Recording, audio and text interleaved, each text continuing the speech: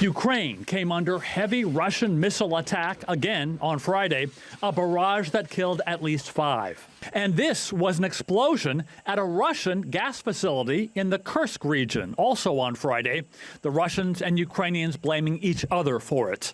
Either way, it could make upcoming negotiations more complicated.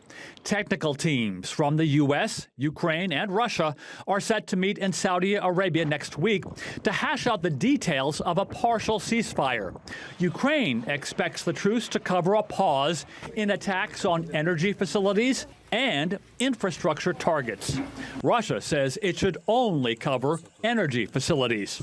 It all sounds a long way from a full ceasefire, but on Friday, that's what U.S. President Donald Trump promised. We're going to have a ceasefire on a lot of areas, and so far that's all going very well. I believe we're going to pretty soon have a full ceasefire. Russia already rejected the much broader ceasefire plan reached by the U.S. and Ukraine, a 30-day full stop to the fighting. And Friday, Ukrainian President Volodymyr Zelensky accused Russia of stalling.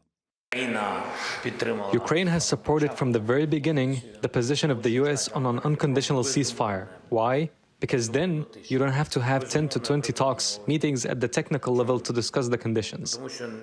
But Trump suggested that Ukraine's future is already in the works, one that would almost surely involve Russia keeping some of the Ukrainian land it has seized. Then we're going to have a contract, and the contract's being negotiated, the contract in terms of dividing up the lands, et cetera, it's being negotiated as we speak.